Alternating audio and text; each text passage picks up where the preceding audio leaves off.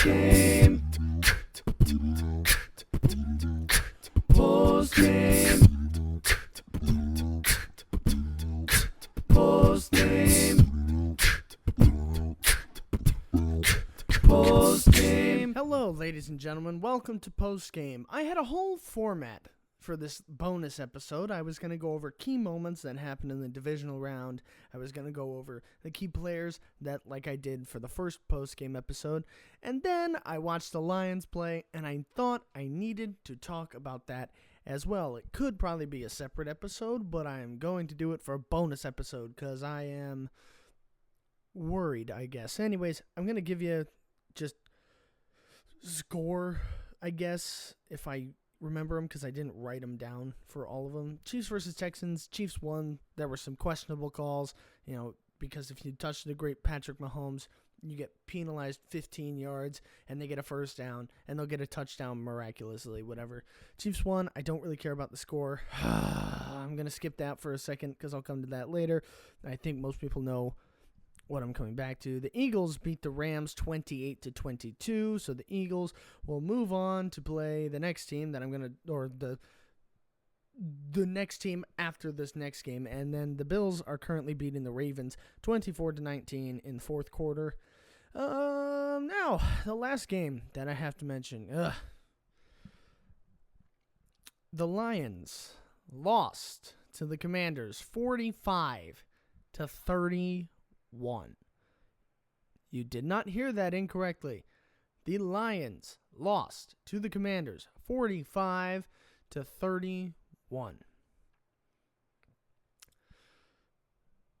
I don't know what team I was watching yesterday.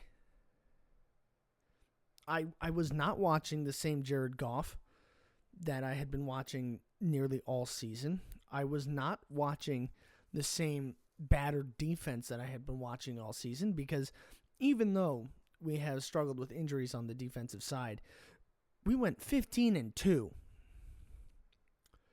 That's pretty good for a defense that's, not playing at full strength necessarily. And then, I don't know. I was watching that game. Jared Goff looked shaken up. He got hit in the head, wasn't called, whatever. It was one play. I don't think it would have changed anything, because the Lions just looked like a horrible team, except for Jahmyr Gibbs. Jahmyr Gibbs, he should win the MVP. Not actually, but he was fantastic yesterday. But the Lions couldn't stop Jaden Daniels and the Commanders. The term that Tom Brady and his partner, Kevin, I can't remember his last name, kept using on the broadcast is the Commanders play a three-way offense. What does that mean? Passing, rushing, and quarterback rushing. Like, if you want to know how bad it was, or I guess how good it was, Jaden Daniels, at one point, they ran a play action, and normally a play action fakes the run from the running back, goes to a pass, right? No, they didn't run it like that. They did a play action to the running back that ended up as a QB run instead of a pass. The Lions had no answer for it, and then Jared Goff just wasn't Jared Goff. Even before the hit, you could tell he was off his game. And it brings me to the big thing I wanted to talk about here. I think Dan Campbell and the Lions have one more free season, because the Lions haven't enjoyed success like this for ever. Had to check my watch there. I'm sorry. This is something new to Detroit Lions fans. But it happened so quick that I also think the turnaround from fans being true fans to being skeptics is also going to be quick. I've talked about this with myself. I'm like, just something I've thought about in these past few years. The Lions need to start winning championships, whether it be the conference or the Super Bowl, obviously. Because if they keep only getting to the playoffs, at some point, fans, not not all at once, but at some point, fans are going to turn on Dan Campbell. And they're going to turn on the coaching staff. The trick plays are fun, except, when Jamison Williams tries to throw a 25-yard pass and gets intercepted and in the fourth quarter. That was a great call. But, the trick plays were fun. The Jahmyr Gibbs running 60 yards whenever he feels like it was fun. It's all fun. Going for it on fourth down. Dan Campbell has effectively changed the game and the way that coaches are going to approach the fourth down now. But it can only be fun with no result for so long. The Lions have to start winning a championship, and it has to start now. Because I think next year, if they don't win the conference championship, I should say, and they don't get to the Super Bowl, I think that's when fans are going to start turning.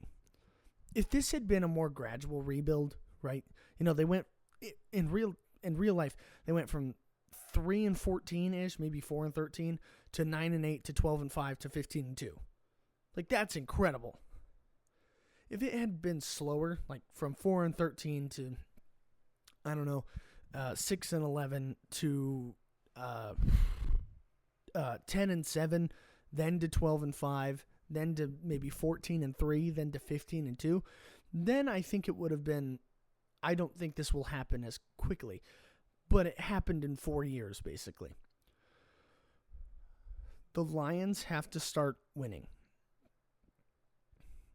Again, the fun of watching the Lions is the going for it on fourth down. The fun of watching the Lions is the trick plays. But now we need to start winning for Detroit. We can't get bounced in the divisional round by a team that was in the hunt for the wild card all year, wasn't going to win their division or anything. No offense to the Commanders, because they played well, obviously. We can't get bounced in the divisional round. We can't get, and I don't know. My biggest thing, I'm going to say it one more time, and I'll say my closing statement and log off. The Lions need to start winning before the fans get antsy. Okay. Anyways, I think I'm done with my rant. Congratulations to all the teams that moved on, except the Chiefs. Screw you. No offense. Congratulations to the Commanders. They played super well, and I guess as a Lions fan, I'm going to stay positive because our team did have a great season. Just obviously not the result you want. But yeah, we'll get them next year. Stupid.